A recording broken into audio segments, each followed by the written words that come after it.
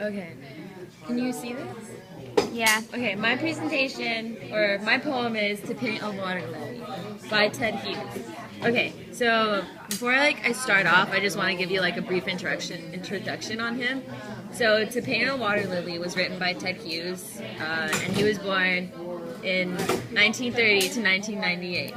So Ted Hughes was like a famous English poet of the 20th century, and he was born in my thrall, Yorkshire, but raised in Mexborough, which is a coal mining town in South Yorkshire. The harsh landscapes of the northern England winters had a strong influence on his poetry.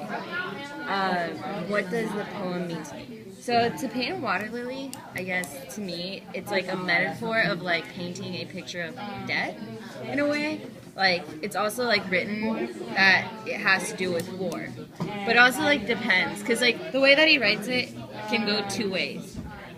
So like what's the theme? Well, the theme of the poem, like when you're reading it, like you think, oh my god, nature, because it is nature. But then like the more you read it, like because at first I thought he was talking about being like just very detailed and using imagery and like personification, and I thought like the poem was of him like wanting to learn how to paint a water lily because like the name of the poem is To Paint a Water Lily, but it's also how to paint a water lily, like if you look it up.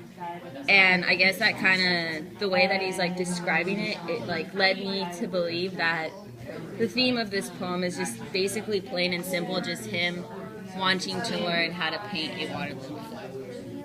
So like that's why he focuses like each line on the background of it, kind of like the negative space. Like if you take art, the negative space is the opposite of what you're painting. So like the background. So he's like focusing throughout the poem of the negative space.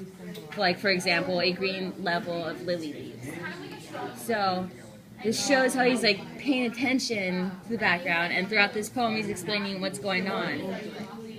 But after I read it, like the poem over and over again, it like led me to believe that there's more than just him wanting to learn how to paint a water lily, and that instead the theme is nature, the nature of like death or of humans and war. And the theme is like him, like I said, painting a picture of death. So like why war? Okay, so the Fly's Furious Arena study these two minds of this lady. That's like that's the second, like, I guess, third stanza. It's a stanza. Yeah. Okay. The words furious arena, it can be like interpreted as like a battlefield.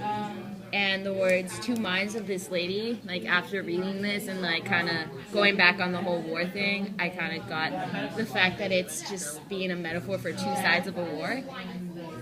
So like the enemies and like two sides of a war. Yeah.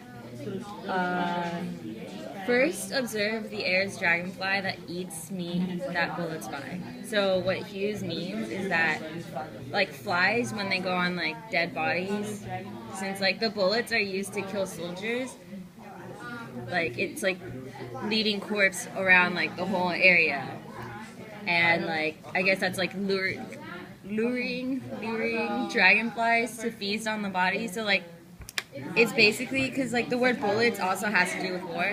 So all the dead people that are in this like war are being like eaten by like flies or dragonflies, and I guess that's what he's trying to like prove to us or to the people who's reading the poem.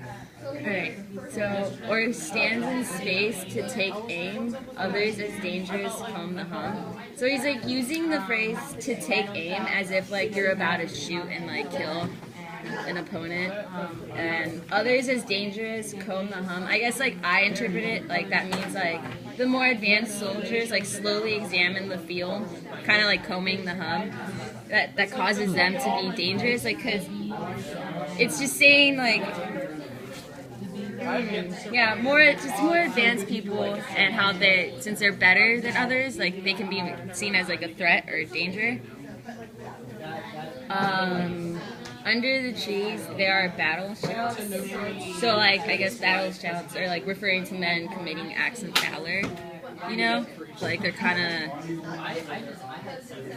I guess, proud, or not proud, just like showing pride for what they're fighting for. That's why they're like shouting, and the death cries everywhere.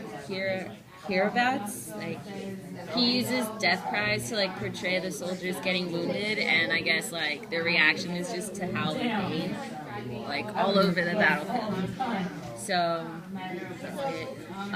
But in audible, so eyes praise to see the colors of these flags. So on the battlefield, the ability to like hear during a war or like when you're in a war is like pretty hard due to like guns, cannons, and like heavy artillery. And like also like a lot of the soldiers are wounded as well, so they may like probably get shot in the. Am I talking too loud? No, oh, they probably. Am I going too loud? No, I said slow down a little bit. Oh, okay. So like the soldiers get like wounded as well, and like they may get shot in the ear and not hear. Also, like this is kind of confusing, but the way that I saw the part where it says, so eyes praise to see the colors of these flies, like if you see a movie and I guess like a main character or one of those main characters, like when they're getting shot or when they die, everything just instantly goes to slow motion, you know, or like they dub it down, you know, and then you see that character staring at one thing, kind of like if you drop a key and like that key is important, it like slows down and then everyone's looking at that. So I feel like that's kind of what he's trying to say when he says like, so the eyes praise to see the colors of these flies. That's what I'm getting at.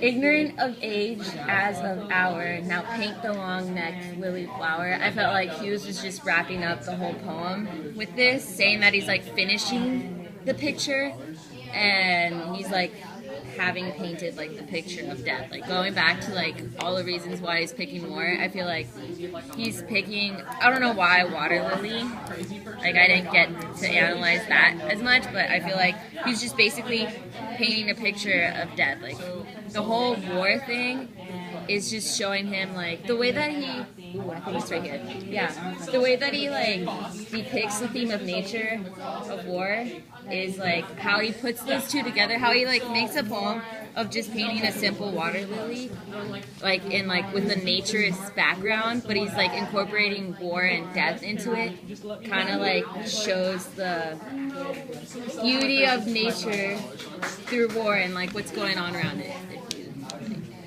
Okay. The end.